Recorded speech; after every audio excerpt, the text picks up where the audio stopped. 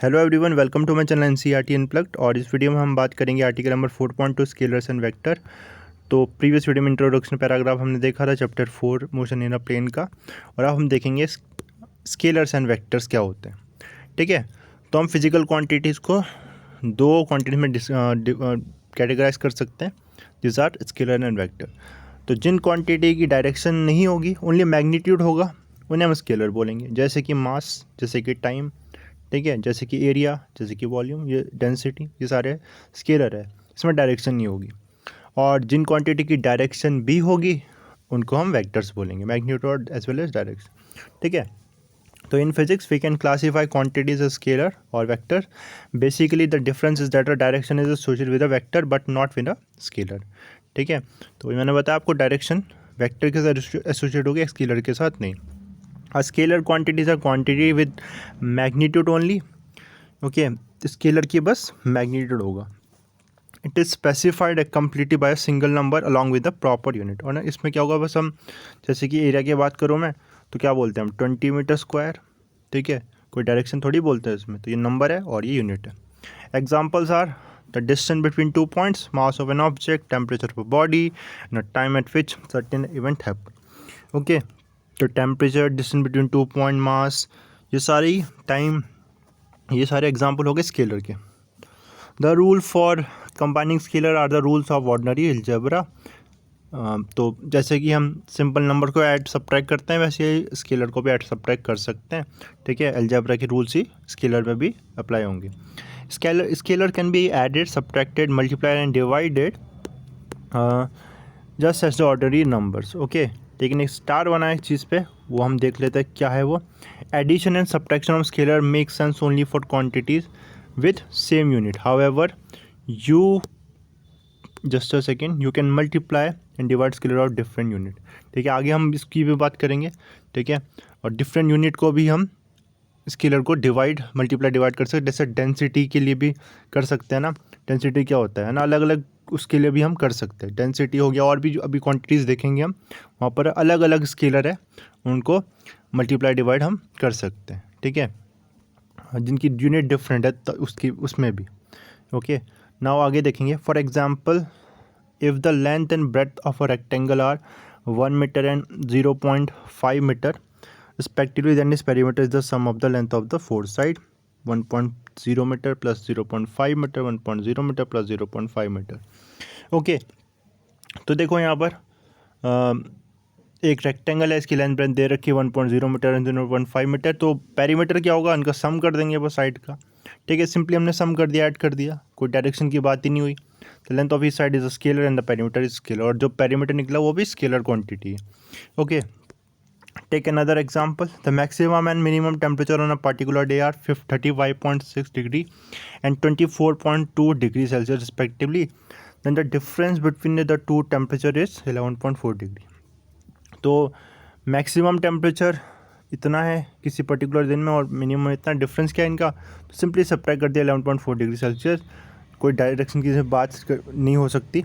ठीक है, similarly, if a uniform solid cube of aluminum of side 10 cm has a mass of इतना, then its volume is this and its density is this. Okay, तो मास दे रखा है।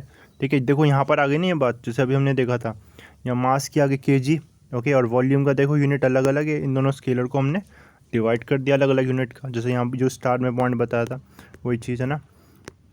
इसके बाद अ vector is quantity is a quantity that has both magnitude and a direction and obeys the triangle law of vector addition और equivalent the parallelogram law of vector addition। और vector क्या होगा, एक ऐसी क्वांटिटी जिसमें क्या है, जिसकी डायरेक्शन है, मैग्नीट्यूड है, साथ ही साथ एक इम्पॉर्टेंट एस्पेक्ट है, ये triangle law of vector addition को या फिर पैरेललोग्राम लॉ ऑफ वेक्टर, दोनों एक ही बात है ऑलमोस्ट। ठीक है, इनको ओबे करता है। ठीक है, अभी ये बात इंपॉर्टेंट क्यों है, अभी एक एग्जाम्पल जैसे कि मैं आपके ले लूँ करंट का। करंट क्या है, इसकी डायरेक्शन भी होती है ना, आपने पढ़ा है क्लास 10 में, डायरेक्शन भी है करंट में। जो करंट फ्लो कर रहा है एक वायर में एक पर्टिकुलर डायरेक्शन में तो फ्लो कर रहा है, तो क्या स्केलर है, तो आंसर है नहीं, ये स्केलर नहीं है। क्यों नहीं है स्केलर, बिकॉज सॉरी ये वेक्टर क्यों नहीं है, बिकॉज ये triangle law of vector addition और parallelogram law of vector addition को फॉलो नहीं करता।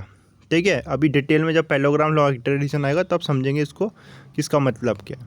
ठीक है, लेकिन ध्यान रखना, वेक्टर बस ये बोलना इनफ नहीं है कि उसकी डायरेक्शन या मैग्नीट्यूड है, ट्राइंगल लॉ या फिर vector parallelogram law of addition को वो ओबे करना चाहिए। So vector is specified by giving its magnitude by a number and its direction. ठीक है, तो उसका मैग्नीट्यूड होगा और डायरेक्शन होगी। मैग्नीट्यूड मतलब एक नंबर, एक उसकी स्ट्रेंथ कितनी है, साइज़ कितना है ना, 20, 30, 40 कितना है साइज़, जो नंबर मैग्नीट्यूड कितना है, स्ट्रेंथ कितनी है बेसिकली। ठीक है, जो भी वो क्वांटिटी उस हिसाब से नंबर जो उसका है। ठीक है, उसके बाद some physical quantity that are represented vectors are displacement, velocity, acceleration and force. और कुछ जो फिजिकल क्वांटिटी जो वेक्टर है वो है displacement, velocity, acceleration and force. इसमें हमें डायरेक्शन भी नीड होगी ना, magnitude as well as direction. To represent a vector, we use a bold face type in this book. Thus a velocity vector can be represented by a symbol v. ठीक है, इस book में हमने velocity vector को कैसे represent किया, bold letter से। ठीक है, जहाँ भी पढ़ोगे 11, 12 पूरा आप NCERT में पढ़ोगे तो बोल्ड लेटर जब भी दिखाई देगा तो समझ जाना कि वो वेक्टर है। Okay, since bold face is difficult to produce when written by hand, a vector is often represented by an arrow place over a letter say this. Okay, तो जब हम लिखते हैं हैंड रिटन में तब क्या करते हैं, तब हम वेक्टर से वी बना रहे तो ये एरो लगा देना है ना, इस तरह से कर लेते हैं हम, क्योंकि बोल्ड लेटर बनाना हर बार पॉसिबल नहीं है, तो हम एरो लगा देते हैं ऊपर से, समझ जाएंगे ये वेक्टर है। Okay, thus both V and this V represent the velocity vector. The magnitude of vector is often called is absolute value. और इसका जो मैग्नीट्यूड होगा है ना, इस वेक्टर का जो मैग्नीट्यूड होगा वो इसकी एब्सोल्यूट वैल्यू हो जाएगी। तो मैग्नीट्यूड हम इस तरह से मॉडुलस से शो करते हैं। ठीक है, ऐसे दो हम डैश बना देंगे, मैथ्स में अपने पढ़ा होगा उसको, ये मॉडुलस है। ठीक है, modulus of this vector is इस मैग्नीट्यूड। ओके, और इसकी एब्सोल्यूट वैल्यू है। जैसे कि मैं बोलता हूँ वेलोसिटी 20 मीटर पर सेकेंड टूवर्ड्स ईस्ट है, तो उसका मैग्नीट्यूड कितना हो जाएगा, 20 मीटर पर सेकेंड, ये इसका मैग्नीट्यूड हो गया। Okay, thus a vector is represented by a bold face, example A, capital A, small a, p, q, r with respect to magnitude denoted by light, है ना। तो जब लाइट भी देखा रहेगा तो उसका मैग्नीट्यूड है, बोल्ड में लिखा है तो वो वेक्टर है।